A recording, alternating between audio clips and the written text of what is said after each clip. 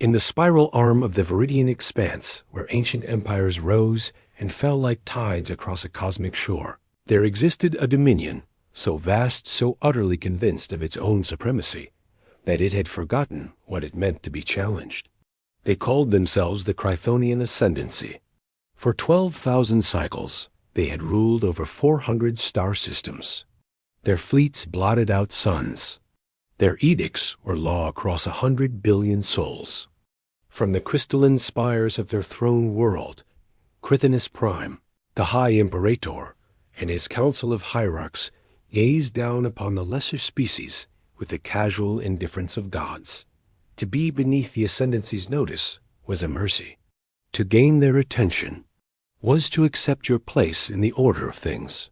And Earth's small, blue, fragile Earth had just gained their attention. The message arrived on a Tuesday morning, Earth Standard Time. It bypassed every communication protocol, every firewall, every defense grid humanity had erected around their homeworld.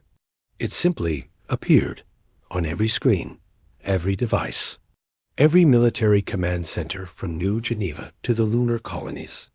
Ambassador Chun Wei-Lin stood in the crisis chamber beneath the United Earth Government headquarters, watching the holographic projection materialize before the Emergency Council. The figure that appeared was not what humanity had expected for first contact. It was magnificent and terrible. The Chthonian emissary stood 9 feet tall, its exoskeleton gleaming like polished obsidian, threaded with veins of bioluminescent silver. 4 arms, each ending in 3-fingered hands that moved with unsettling precision. Its head was crowned with sensory appendages that slowly waved like the tentacles of some deep-sea creature, and its compound eyes reflected the light in 1,000 facets of cold, calculating intelligence. When it spoke, the translation algorithm rendered its voice as smooth, emotionless, absolute. Attention, primitive species of the planet you designation Earth. You have been observed. You have been measured. You have been found sufficient. Chun felt her blood run cold. Around her, the military commanders and political leaders stood frozen, not daring to interrupt. By decree of His Eternal Majesty, High Imperator Zor Vathis the Undying, and by the authority of the Chthonian Ascendancy that has ruled this sector for 12,000 cycles, you are hereby brought into the fold of civilized space. You should rejoice in this moment. You are no longer alone. You are no longer insignificant. The emissary's mandibles clicked in what might have been their equivalent of a smile. However, such protection, such privilege, requires tribute. As is custom across all vassal worlds, you will provide the following, to be delivered to the collection fleet that will arrive in your solar system in 60 of your planetary rotations. The list appeared in the air, beside the alien's image. 1 million tons of refined titanium, 500,000 tons of platinum, 10 million units of processed rare earth elements, 100,000 biological specimens human volunteers to serve in the labor course. Complete stellar cartography of all explored human space. Full schematic data of all human technology and defensive capabilities. The chamber erupted in shocked outcry, but the emissary continued, its voice rising effortlessly above the noise. Failure to comply will result in correction. Resistance will result in pacification. Defiance will result in sterilization. This is the way of things. This is the order that has maintained peace across the stars for longer than your species has possessed language. You have 60 days. The choice is yours. The transmission ended. For a long moment, the crisis chamber was silent save for the hum of electronics and the sound of heavy breathing. Then, chaos erupted.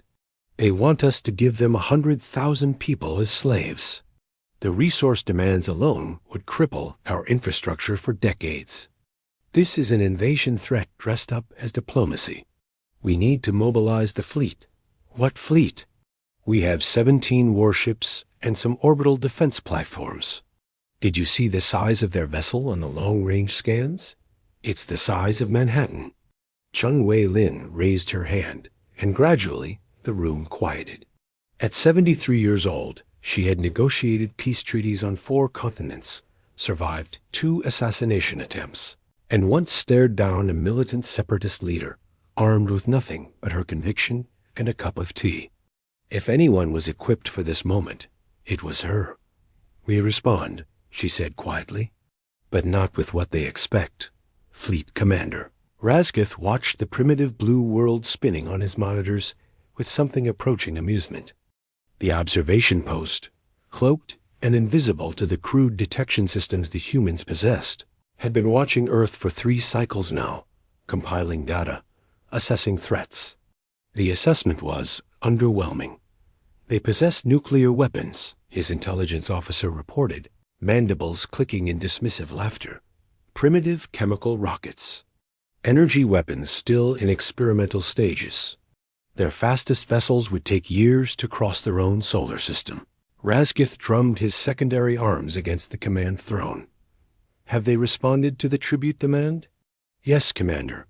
A transmission is incoming now. Audio only, they lack the technology for proper quantum fold communication." "Play it." The voice that filled the command center was female, older, with a strange quality that Razgith's cultural database labeled as calm determination. "This is Ambassador Chun Wheelin of the United Earth Government. We have received your demands. We wish to negotiate the terms." Laughter rippled through the Chrythonian bridge crew. "Negotiate?" Razgith's sub-commander hissed with delight. "They believe this is a negotiation?"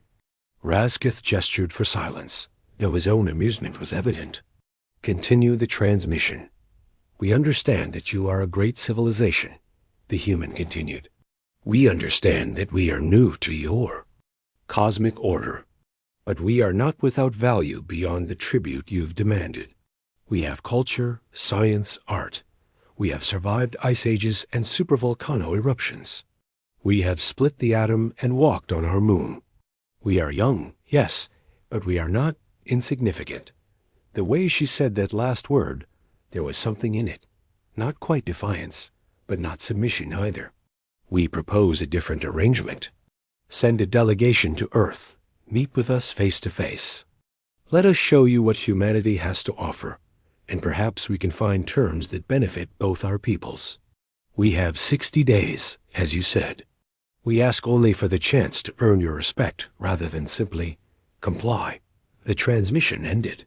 The bridge was silent for a moment before it erupted in clicking, chittering laughter. "Respect," one officer managed between fits of mirth. "They want to earn our respect." Razgith allowed himself a thin smile. These humans were entertaining, at least. Desperate and weak, certainly the prey always were when they realized the predator had arrived. But there was something almost endearing about their pathetic attempt at dignity. "Very well," he decided. "I will take a delegation to their world. It will be educational for them."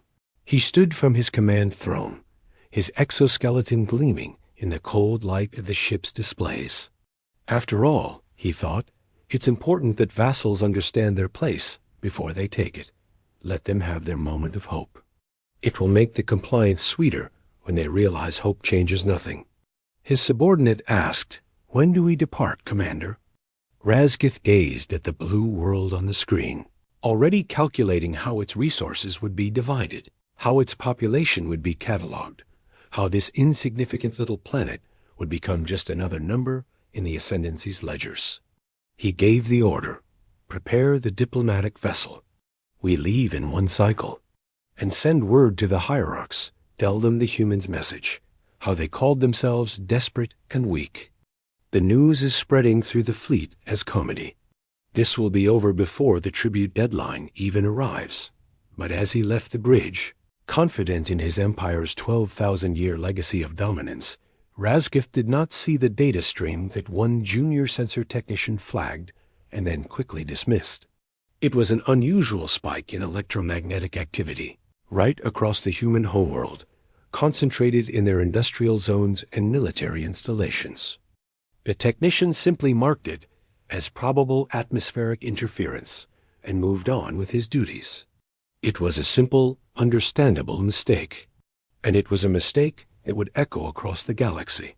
15 kilometers beneath the vast expanse of the Atlantic Ocean, in a hidden facility that officially did not exist, Admiral Marcus Okonkwo stood before a massive holographic display.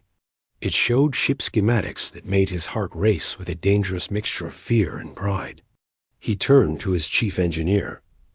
"How many are operational?" Commander Sarah Novak, chief of the Covert Development Program, known only as Project Sentinel, pulled up the numbers. 23 heavy cruisers, 47 destroyer-class vessels, 12 carriers, and the flagship? HMS Defiant. She pulled up the image, and even Okonkwo, the man who had authorized the entire project, felt his breath catch in his throat.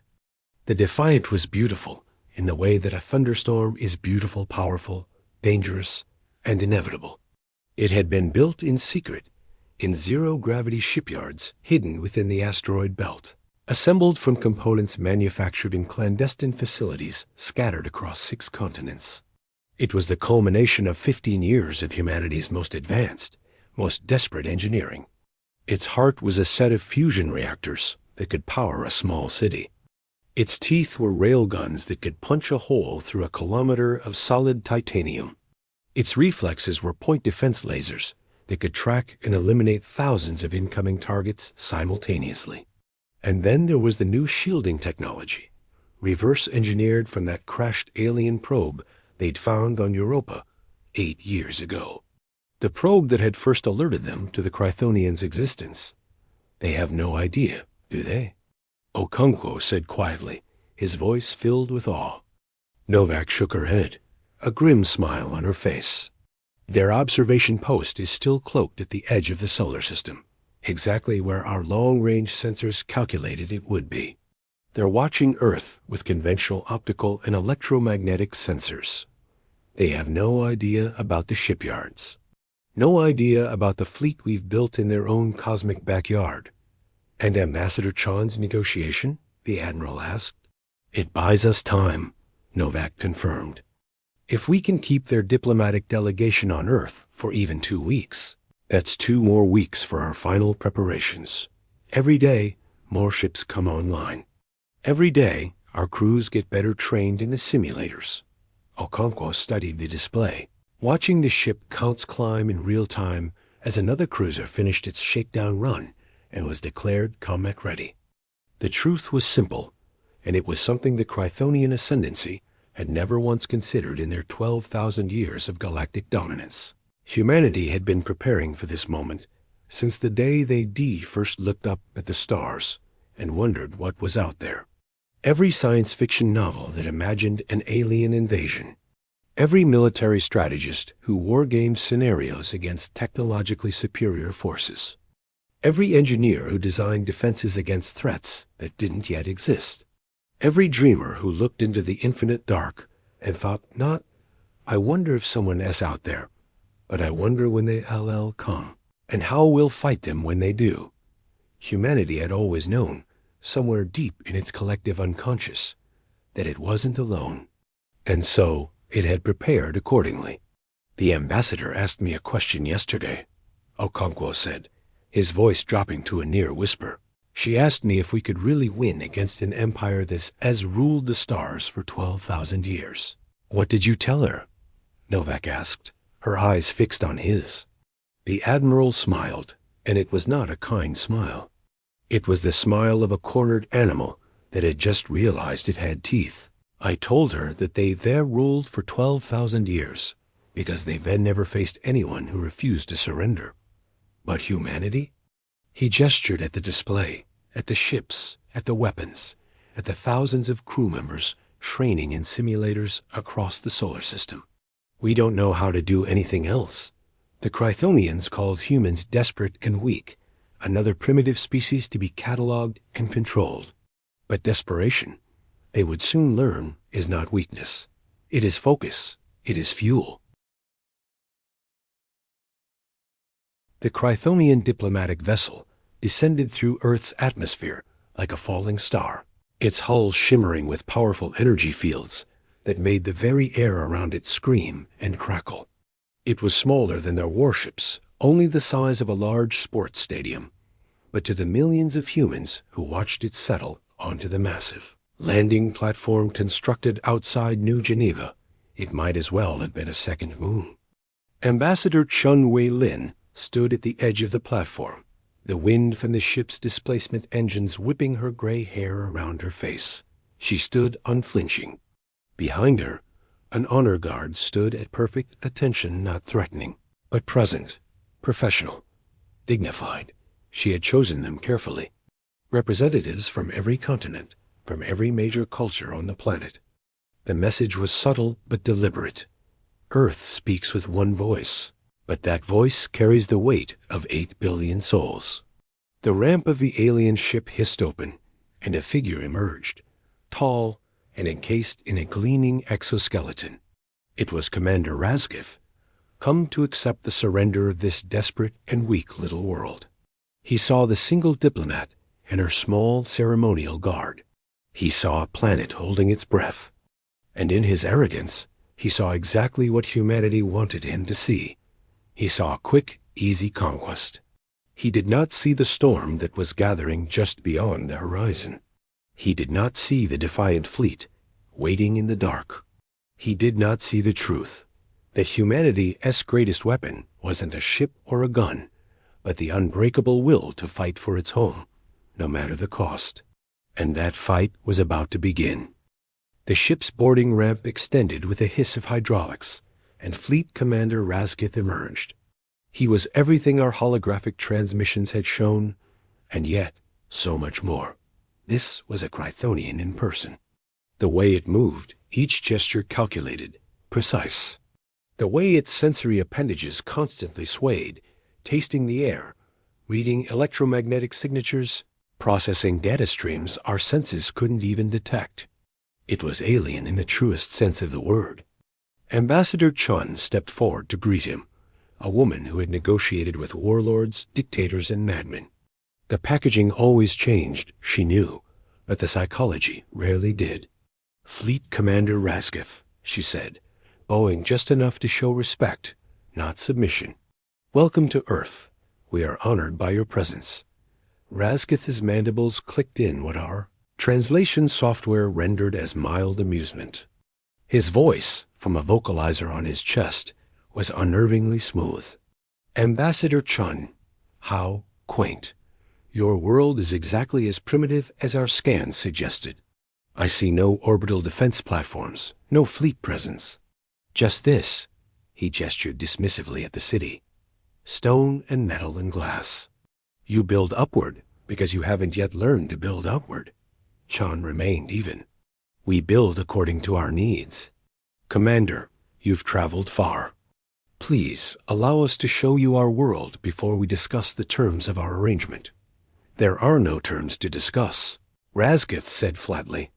There is compliance or consequence. However, his compound eyes glittered with something unreadable. I am curious. Show me why you believe you have value beyond the tribute we've demanded. Entertain me with your desperate hope. A small, knowing smile touched Chun's lips. Oh, Commander, we'll do more than entertain you. Our tour began not with weapons or technology, but with our history, our soul. We took Razgith and his delegation of 12 Chrythonian officers to the Louvre, the Smithsonian, the Museum of Human History in Lagos. They walked past paintings that captured light and raw emotion in ways Chrythonian art, always geometric, mathematical, and perfect, never attempted. They saw sculptures that celebrated imperfection, that found a strange, compelling beauty in asymmetry. One of his officers, Sub-Commander Velkris, stared at a Van Gogh, his confusion obvious. Your art is chaotic, he observed. Inefficient. The brush strokes are irregular. The colors don't follow optimal wavelength distribution.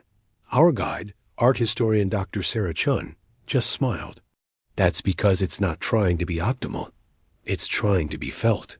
Van Gogh was mentally ill, poor, unrecognized in his lifetime. But he painted what he saw, what he felt, with a passion that made him paint even when it brought him nothing but pain. Irrational. Velkris concluded, as if it were a diagnosis. Dr. Chun corrected him gently. human. Next, we showed them music. We sat them down for a full orchestra performance of Beethoven's Ninth Symphony. I watched Razkith's sensory appendages stiffen when the chorus swelled with the ode to joy. I saw something flicker across his alien features, a crack in his composure that might have been surprise, or maybe even wonder. Afterward, he approached Ambassador Chun. His voice carried a new note, one the translator struggled to define. "This one," he said, "this composer.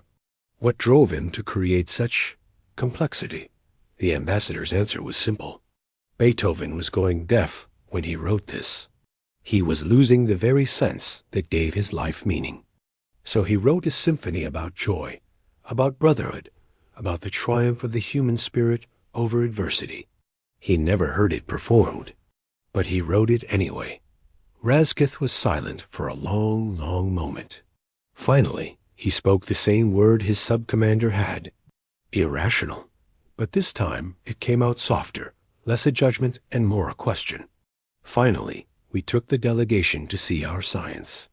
We brought them to CERN, showed them our Mars colony beta links, and took them through the genetic research facilities in Singapore. This was their home turf.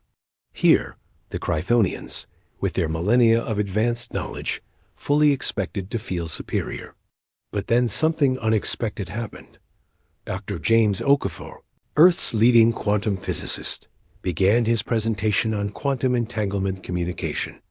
The Chrythonians had mastered this technology 8,000 years ago, and Razkith settled in with an air of barely concealed boredom. Dr. Okafor explained our basic principles, then moved on to the specific problem we were currently trying to solve: maintaining quantum communication through dark matter interference zones. Suddenly, Razkith's sensory appendages snapped to full attention.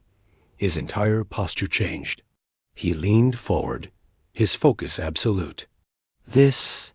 You're attempting to modify the entanglement substrate itself to account for dark matter field fluctuations?"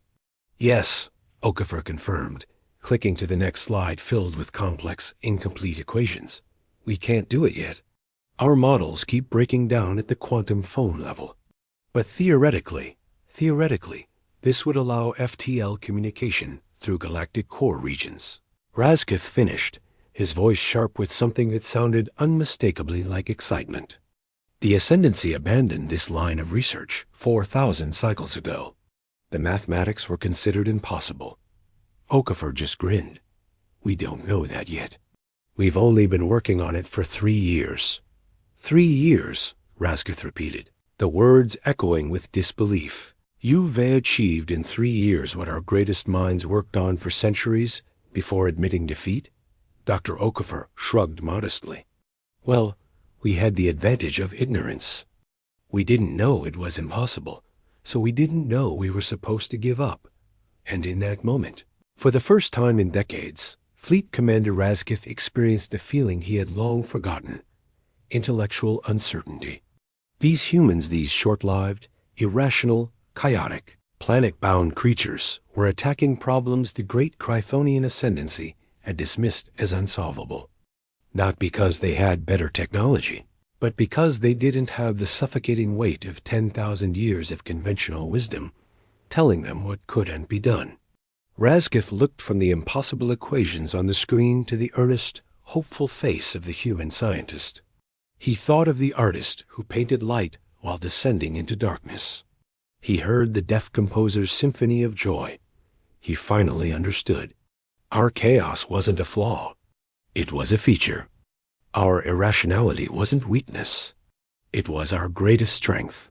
It was the engine that drove us to try, to create, to explore, and to hope, even in the face of the impossible. He turned to Ambassador Chun, and for the first time, his translator conveyed a new emotion: respect. "Ambassador," he said, his voice now devoid of its earlier condescension. Perhaps there are terms to discuss after all." He had come to our world expecting to find a primitive race ripe for tribute. He found something else entirely. He found a species that painted without sight, that composed without hearing, and that solved the impossible because they were too wonderfully ignorant to know any better. He found humanity. Thanks so much for watching. If you enjoyed this story, make sure to like, subscribe, and hit that notification bell for more content like this. We'll see you in the next one. The turning point came in an unexpected place. They were touring a hospital in Mumbai, one of Earth's cutting-edge medical facilities. The Chrythonians viewed medicine with clinical detachment. Their own species had conquered most diseases millennia ago through genetic engineering and nanite-based immune systems. But then they entered the pediatric ward. Children with cancer, children with genetic disorders, children fighting battles against their own biology with the kind of ferocity that made Razgith's warrior ancestors look gentle by comparison, and the humans caring for them. Dr. Priya Sharma was explaining a new treatment protocol when young Chrythonian officer Tekalan, the youngest member of the delegation, interrupted with a question that surprised everyone. "Why do you try so hard?" he asked, gesturing at a 6-year-old girl sleeping peacefully, her small body hooked up to machines that were keeping her alive. "Your medical scans show her genetic damage is extensive. In a few cycles months, you call them she will die regardless. The resources spent on her care could be allocated more efficiently elsewhere. Why? Why do you fight when you know you'll lose?" The question hung in the air. Dr. Sharma looked at the sleeping child, then back at Tekalan.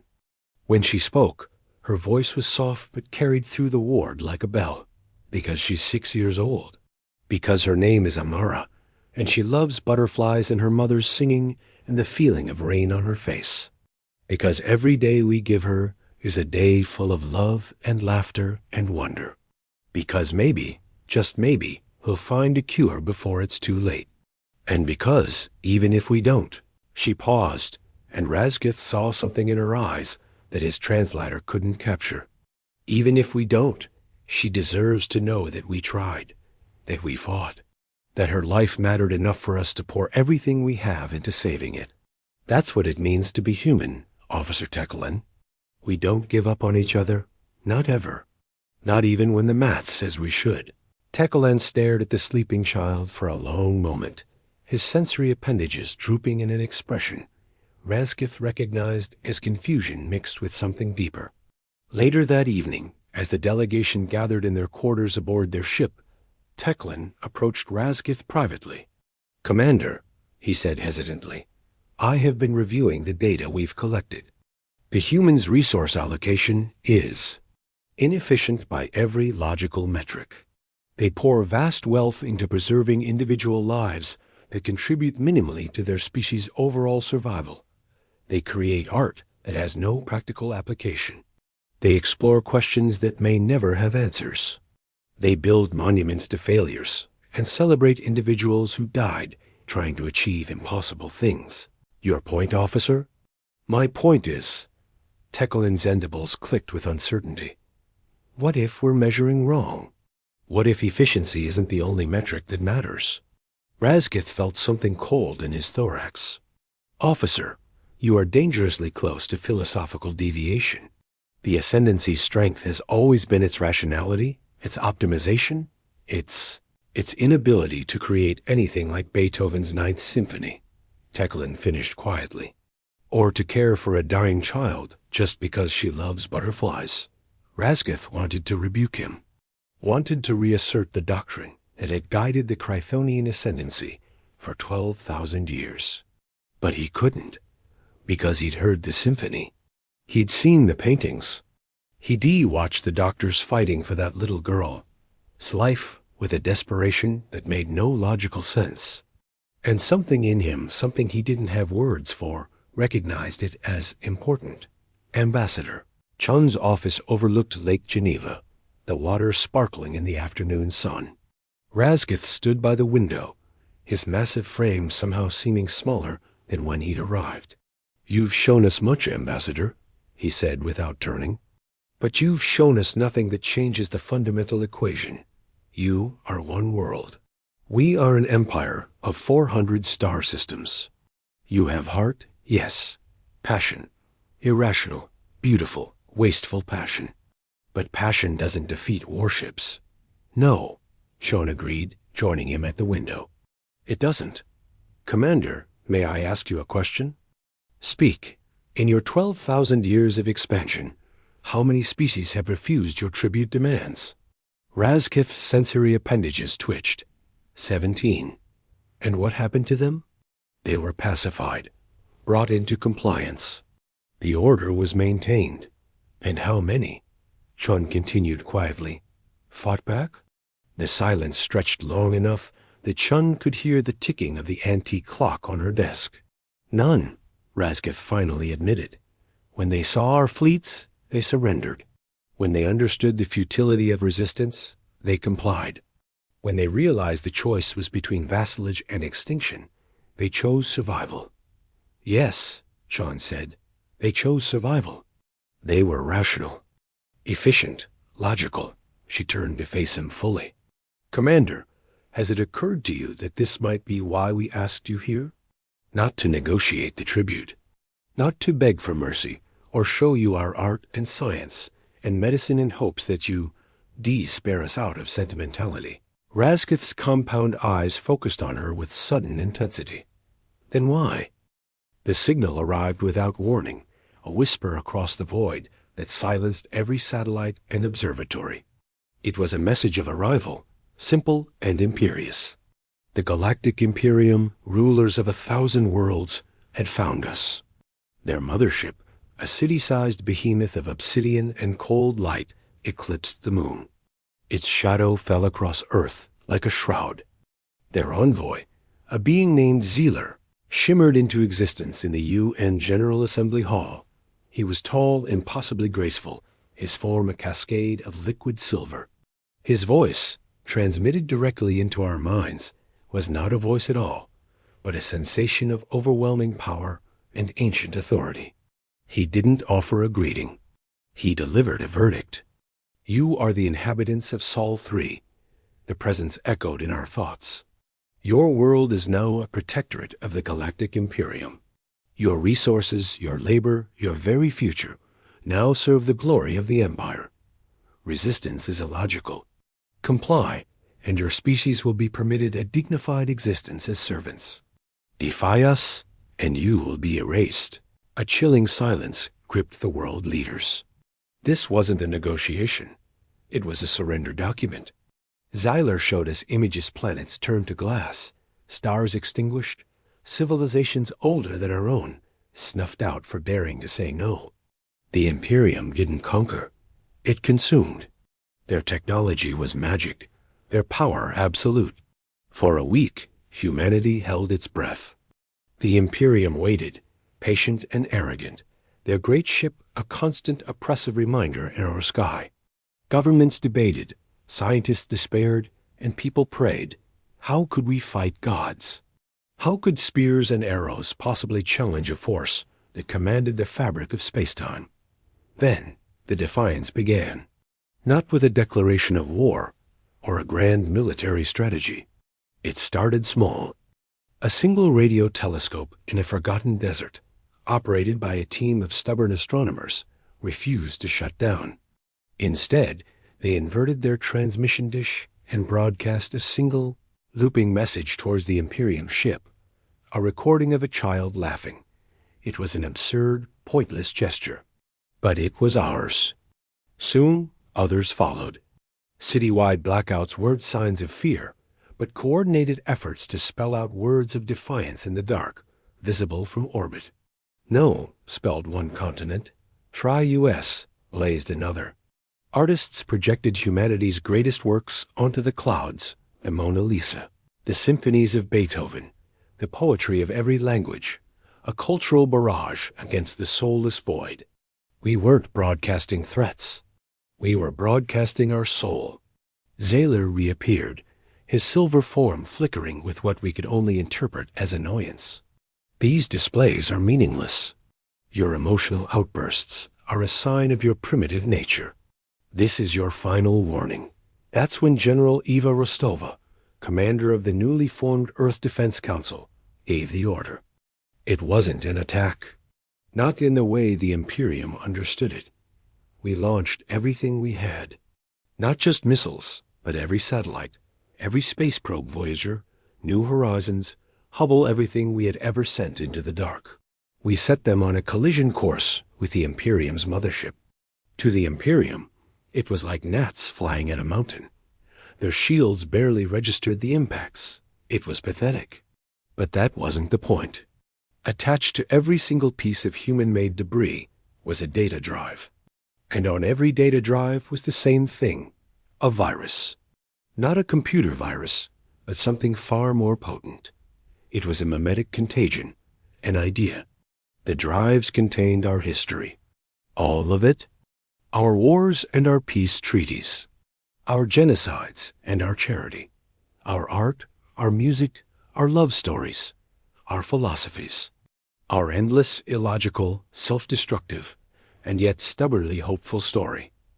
It was a data bomb of pure, unadulterated humanity. The Imperium's AI, a cold and logical intelligence that had run the Empire for millennia, tried to process it. It tried to categorize our contradictions. How could a species that created such beautiful music also create such devastating weapons? How could they show such cruelty and yet such profound compassion? Why would they sacrifice themselves for an idea? What was a joke? What was love? The AI, built on pure logic, encountered the magnificent illogic of the human spirit. And it broke. Alarms, silent for an eon, shrieked across the Imperium mothership. Systems failed. A cold, efficient machine that was the Empire ground to a halt, paralyzed by a paradox it couldn't solve: us. Xyler's form dissolved, not with a shimmer of control, but with a chaotic burst of static. In the minds of everyone on Earth, his final thought wasn't one of power or anger, but of a single terrifying concept the Imperium had never before encountered: confusion. The great ship didn't explode. It didn't retreat. It simply hung there, silent and dark, its godlike power inert. A monument to the day, a race of primitives, armed with nothing but stories and defiance, disarmed an empire by showing it what it meant to be human. We didn't win by being stronger. We won by being ourselves. And for the first time, the galaxy had to listen. Thanks for watching. If you enjoyed this story, don't forget to like, subscribe, and hit that notification bell for more tales from the edge of imagination. You took my crew hostage, he said flatly. We took them into protective custody, Sean corrected. There's a difference. They're not prisoners. They're insurance against unfortunate misunderstandings. This is an act of war. No, Commander. This is an act of self-defense. Chun's voice remained calm, almost gentle. You came here demanding tribute, demanding our people as slaves, demanding our submission. We simply demonstrated that submission isn't on the table.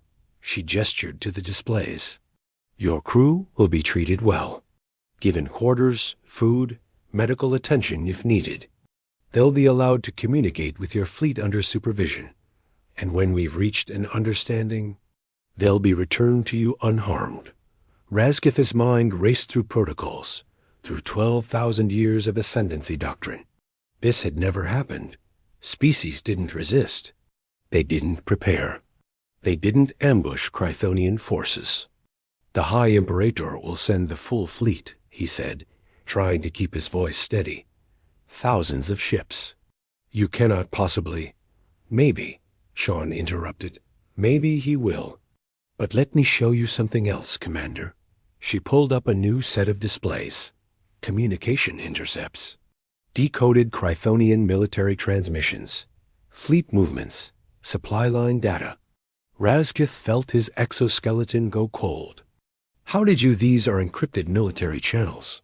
Quantum secured. Impossible to... We had 8 years to prepare. Commander, 8 years since we found that probe on Europa.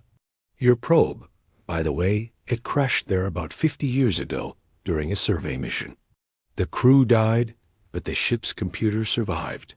Shun's smile was sharp as broken glass. It took us 3 years to crack the encryption. Another 2 to build translators. The last 3 years, we've been listening to everything. Every fleet movement, every supply convoy, every internal memo from the High Imperator's Council. We know about the rebellion in the Outer Rim sectors. We know about the resource shortages. We know about the political factions trying to replace Zorvathis. She leaned forward. We know that the Ascendancy is not nearly as invincible as you want people to believe.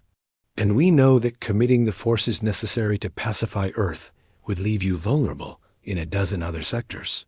Razgith wanted to call it a bluff, wanted to dismiss it as primitive posturing. But the data was real. Those were genuine Chrythonian transmissions. And the analysis was accurate, terrifyingly accurate. What do you want? He asked again, and this time the question carried the weight of actual negotiation.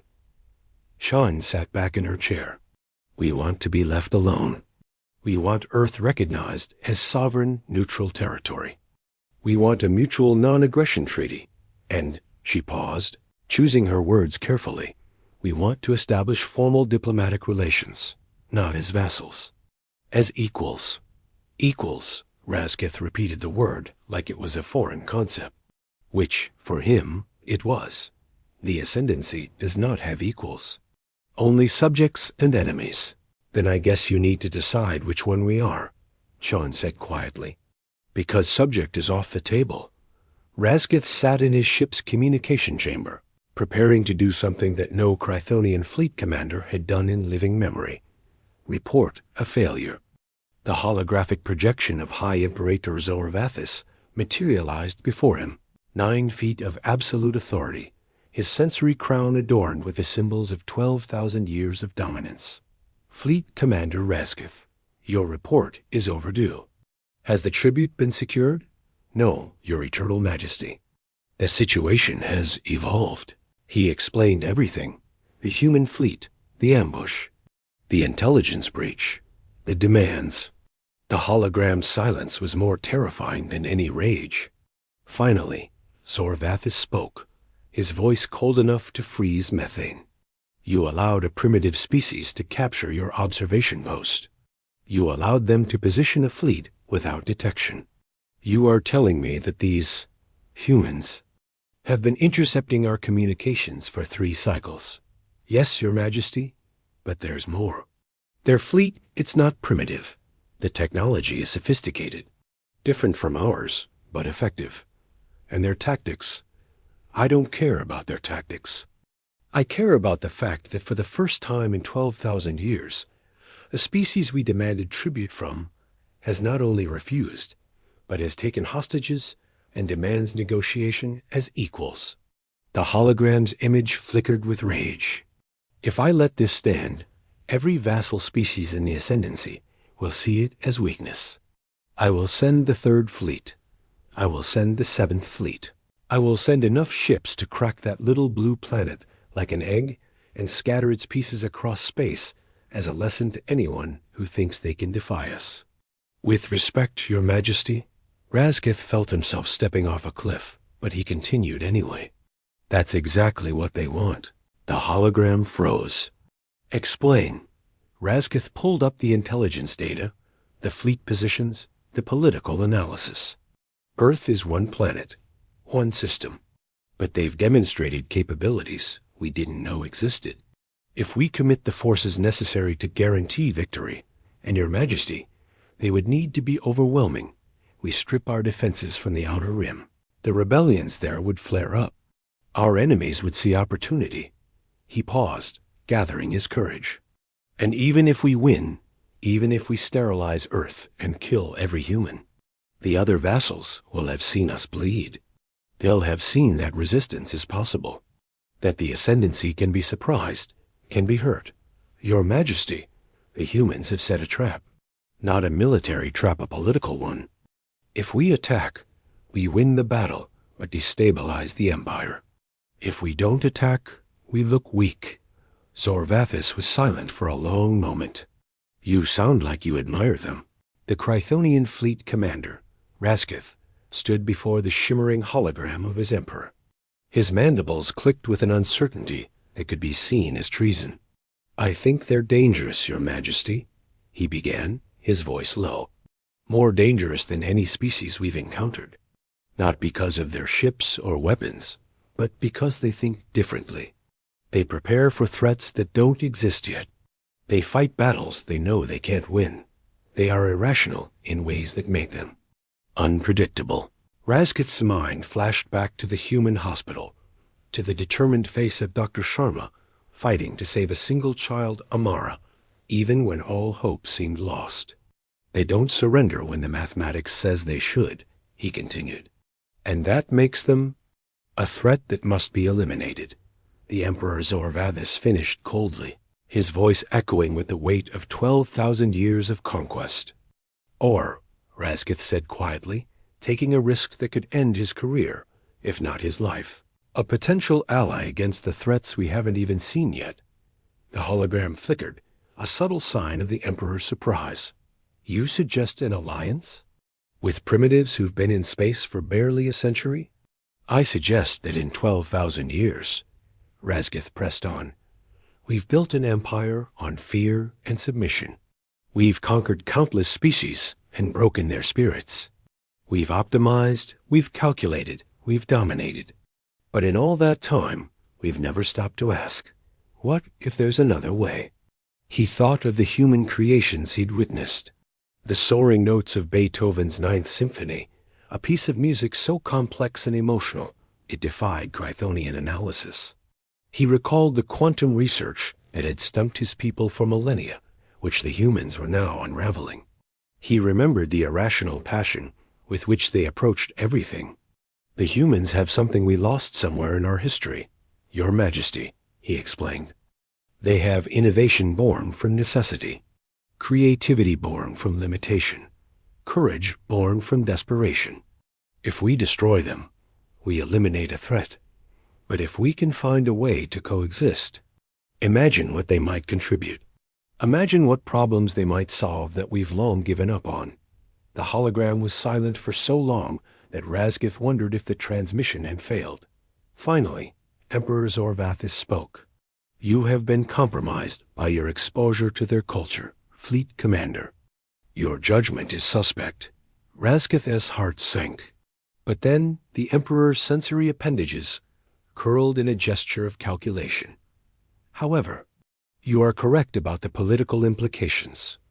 A prolonged campaign against Earth would be inconvenient. At this time, here is my decision," the Emperor declared. "We will not send the fleets. Not yet. Instead, we will observe. The humans want to be treated as equals? Very well. We will allow them to prove they deserve such treatment. We will watch their development, test their resolve.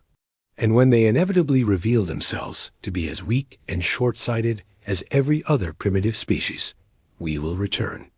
And there will be no negotiation, no tribute, only pacification." "And if they don't reveal weakness, Your Majesty?" Razgith asked. The hologram seemed to smile, an expression that made Razgith's ancient predatory instincts shudder.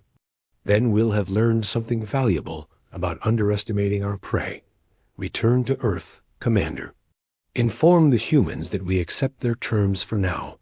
Establish your embassy. Watch them, learn them, and report everything. Because in the long game of empires, Fleet Commander, patience is its own weapon.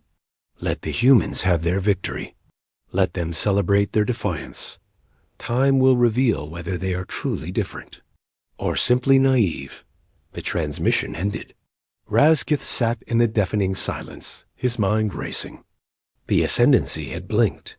For the first time in 12,000 years, they had faced resistance and chosen not to crush it. It was a small crack in the foundation of an empire. And as anyone who studied structural engineering knew, empires, like buildings, don't collapse all at once. They fail one crack at a time. Meanwhile, on the bridge of the human flagship, the defiant Admiral Okonkwo watched the Chrythonian observation post being towed toward Earth. Around him, the bridge crew was celebrating carefully, professionally, but with an undercurrent of pure, Unadulterated joy. They had won.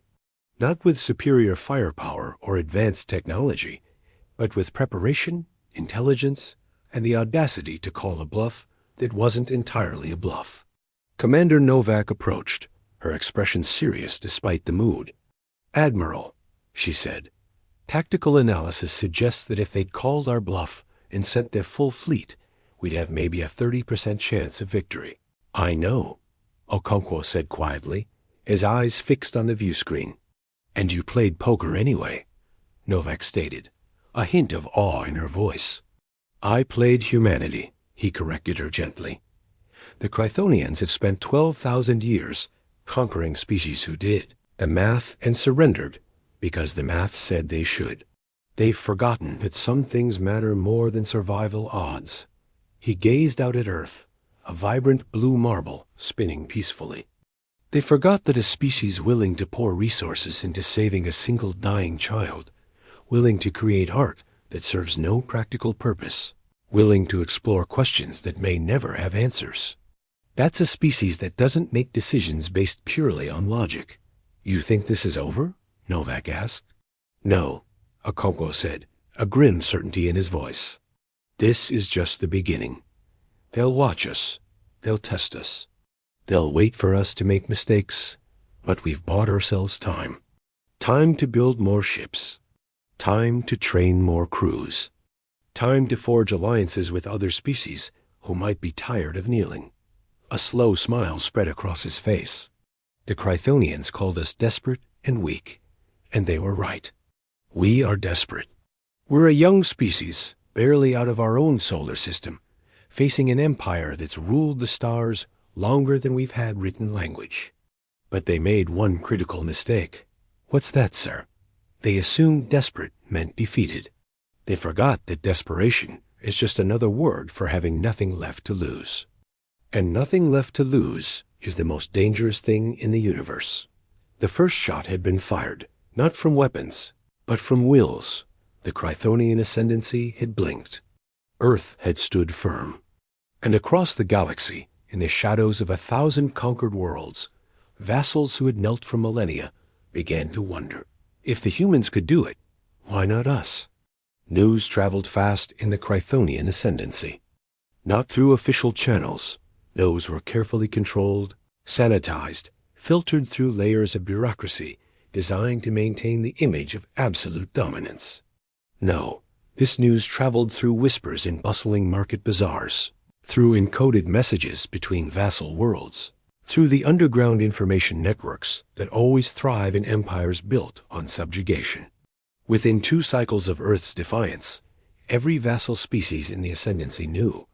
The humans had said no, and they were still alive. Krishana worked the deep mines of Velian 4, just as his father had, and his father before him. For 3 generations, his people had toiled since the Chrythonians arrived and brought order to their world. The Velians were an insectoid species, with 6 limbs perfectly adapted for navigating tight spaces and compound eyes that could see in near total darkness. They were perfect miners, perfect slaves. But today, the whispers reached even the deepest tunnels. A new word was on everyone's mandibles. Earth, a world that had stood up, a world that had survived. For the first time in a century, Krishna looked up from his work, not with fear, but with a flicker of something he hadn't felt in a very long time. Hope. The crack in the empire was growing. Thank you for watching. If you enjoyed this story, be sure to like, subscribe, and hit that notification bell for more tales from across the cosmos. See you next time. Krishna was hauling a cart of processed titanium ore when he heard the whisper from Tekvar, one of the older workers. "Did you hear? About the humans?" "The who?" "New species. The Chrythonians demanded tribute. The humans captured their observation post and held their fleet commander hostage. Forced them to negotiate." Krishna's mandibles clicked with disbelief. "That's impossible. No one says no to the ascendancy." The humans did, and the Chrythonians backed down. For a moment, Krishna stood still in the darkness of the mine, the weight of the ore cart forgotten. In his entire life, the Chrythonian ascendancy had been an unchangeable fact of existence. Like gravity, like the rotation of planets, you didn't question it. You didn't resist it. You just endured. If it's true, he said quietly, if they really back down, then maybe they're not gods after all. Takvar finished. Maybe they're just bullies with big ships. The words hung in the darkness, like a spark in a methane pocket. Dangerous, combustible, revolutionary. The Draxians were traders, merchants who had navigated the political complexities of the ascendancy for 4,000 years by being useful but not threatening, valuable but not indispensable. Merchant Prince Velox reviewed the intelligence reports in his private chambers, his three-fingered hands moving across holographic displays with practiced efficiency. The Draxians were gifted at reading markets, at seeing patterns in chaos, at predicting which way the wind would blow. And Velox could feel the wind changing. The human situation is interesting, his intelligence chief said, her voice carefully neutral. Interesting is one word for it, Velox mused. Catastrophic is another. Opportunistic might be a third. He pulled up the tactical data his spies had gathered. The human fleet hidden, prepared, positioned with a strategic acumen that suggested long-term planning.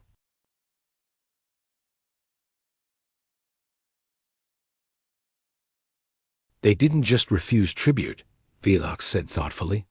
They made refusing tribute the smart strategic choice for the ascendancy. That's sophisticated. The question is, what do we do with this information? Velox was silent for a long moment, his mind calculating probabilities, risks, potential rewards. We open a back-channel communication with Earth, quietly, very quietly. We offer them market intelligence, trade routes, information about Chrythonian fleet movements in exchange for access to their technology, their innovations.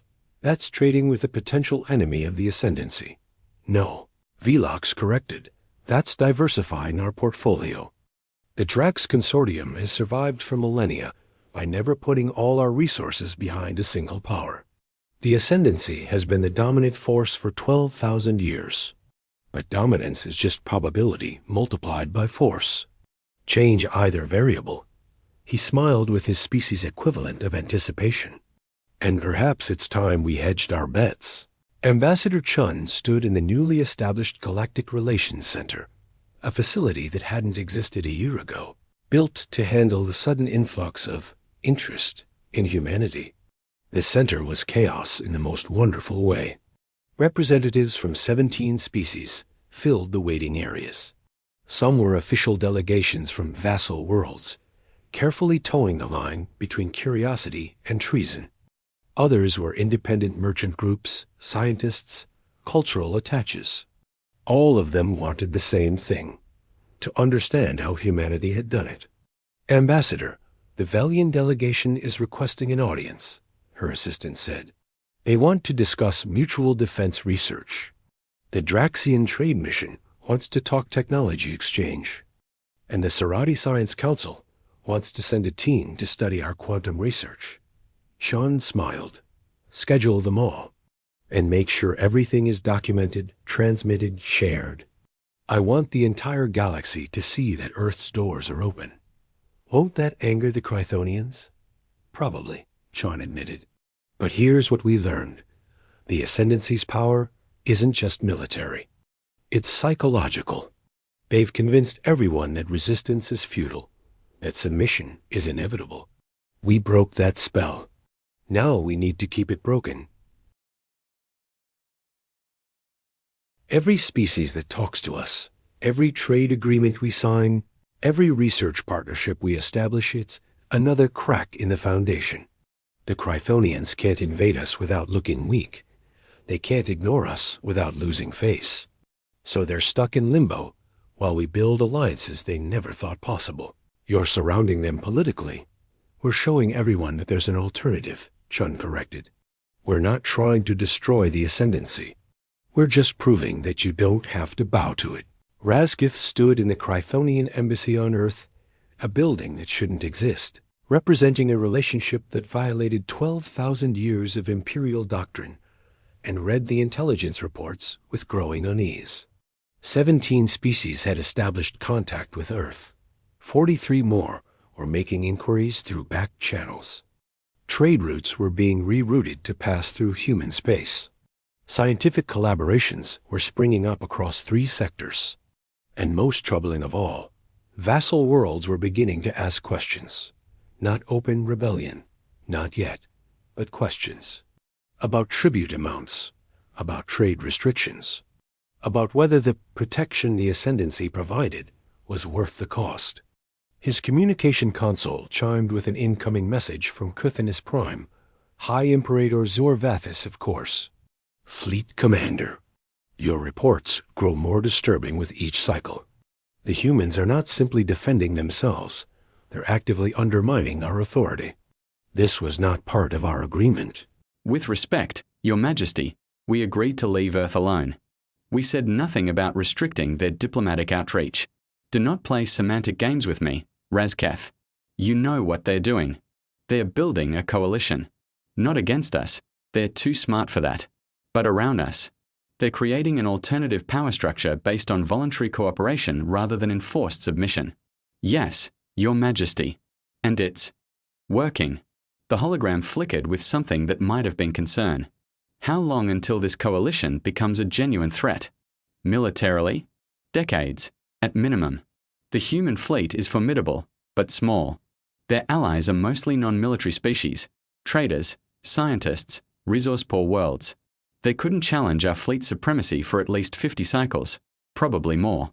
Then we crush this before it grows. But politically, Razketh continued as if the Imperator hadn't spoken. They are already winning. Every day that Earth remains independent is a day that proves independence is possible. Every species that trades with them learns that there are alternatives to ascendancy monopolies. Every scientist who collaborates with them discovers innovations we've stagnated on. He paused, choosing his next words carefully. Your Majesty, I've spent 6 months living among the humans. I've studied them, and I believe I understand what makes them so dangerous. Enlighten me. They don't think in terms of eternal empires. Their longest-lasting civilization was maybe 3,000 years. They're used to things changing, rising, falling, evolving. So they don't see the ascendancy as permanent. They see it as temporary. Just another empire in a long line of empires. And they're patient enough to wait for it to crack. The ascendancy will not crack. Every empire believes that, Your Majesty. Right up until it does. The hologram was silent for a long moment. You've been compromised, Fleet Commander. Your time among the humans has poisoned your perspective. I'm recalling you to Chronicles Prime. Your Majesty, with respect, recalling me won't change the reality of the situation. The humans have opened a door we can't close. The question isn't whether other species will walk through it. They already are. The question is how we respond. I know exactly how we'll respond, Zorvadi said coldly. We will remind the galaxy why the ascendancy has ruled for 12,000 years. We will make an example so terrifying that no species will dare to follow the human's path. An example of whom, Your Majesty? Not Earth. We'll leave the humans alone, for now. But there are other species in their growing coalition. Smaller species. Less prepared. Less protected. The hologram's sensory appendages curled with predatory intent. We will choose one. We will crush them utterly. And we will broadcast their destruction across every vassal world, with a simple message. This is what happens when you forget your place. Your Majesty, that would only prove the human's point. That we rule through fear rather than strength. That we are bullies rather than protectors. Fear is strength, Commander. And it's time the galaxy remembered that. You have 7 cycles to return to Chronicles Prime. Consider this your final orders as Fleet Commander. Your successor will understand that diplomacy with primitives is not the path to maintaining order. Only force is. The transmission ended. Razketh stood alone in his office, looking out at Earth spinning peacefully below, at the ships from a dozen species coming and going from the orbital stations, at the evidence of something new being born. And he realized that he had a choice to make. He could follow orders, return home, watch as the ascendancy tried to crush this new movement through the same tactics that had worked for 12,000 years. Or he could break 12,000 years of conditioning and ask a question that no Chthonian had dared ask in living memory. What if we re-wrong? That night, in a private chamber swept for surveillance, Razketh met with Ambassador Chen. It was a violation of every protocol, every regulation, every tradition. It was also necessary. "They're going to make an example," he said without preamble. "Choose a small species in your coalition and destroy them. Broadcast it as a warning." Chan's expression didn't change, but her eyes hardened. "Which species? I don't know yet, but it will happen within the next 30 cycles. Your Majesty, the High Imperator, believes this will scare the others back into submission. Will it?" Razketh's mandibles clicked with bitter amusement. 6 months ago, I would have said yes. Fear has maintained the Ascendancy's order for 12 millennia. But now, he gestured at the window, at Earth, at everything humanity had built. "Now I'm not sure. The humans have introduced a new variable, hope, and I don't know which is stronger." "Why are you telling me this?" Chan asked quietly. "You're betraying your empire." "I'm trying to save it," Razketh corrected. "The Ascendancy is about to make a catastrophic mistake. It's going to try to solve a political problem with military force. It might work in the short term, but in the long term, it will prove that you're exactly what we've been saying you are." Chun finished. "Tyrants. Not protectors. Yes." Chun was silent for a moment, her mind clearly racing through scenarios, possibilities, strategies. "We need to warn whichever species they're targeting. Get them to safety, or at least prepared. That would require intelligence I don't have yet. The decision will be made at the highest levels, transmitted through encrypted channels I no longer have access to. Then we need to make sure that when they attack, the galaxy sees it for what it is. Not justice, not order, just brutality designed to maintain control through terror." Razketh felt something shift in his thorax, a sensation he did, and have words for in his own language, but that humans would call conscience. "If I help you with this, there's no going back. I'll be a traitor to the Ascendancy. Everything I've believed, everything I've served, everything you've believed was built on subjugation," Chun said gently. "Everything you've served was built on making others small so you could feel large. Commander, you've seen what we're building. Cooperation instead of domination. Mutual benefit instead of exploitation. Innovation instead of stagnation." She met his compound eyes without flinching. "The question isn't whether the Ascendancy will fall. All empires fall. The question is whether something better can rise to replace it, and whether you want to be part of building that future or defending a past that's already dying."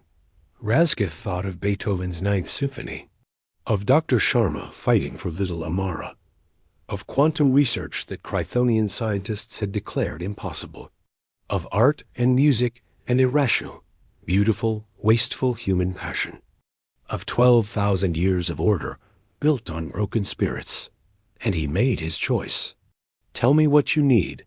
An empire that had ruled for 12 millennia faced its greatest threat. Not weapons, not ships, but an idea. The idea that submission was optional. The idea that fear could be overcome. The idea that somewhere in the galaxy, a small blue planet had stood up and said no, and lived to tell about it. The Chthonian First Assault. Fleet arrived at Velian 4 with overwhelming force. 200 warships against a mining world with no defenses. It should have been a massacre. It would have been, except the humans got there first. 63 Earthships dropped out of FTL between the Chthonian fleet and Velian 4, hopelessly outnumbered but precisely positioned. Admiral Okonkwo's voice rang across every channel, broadcast to both fleets and half the galaxy. The age of tribute is over. The age of terror is over. Today, the galaxy learns. Humanity doesn't abandon its friends.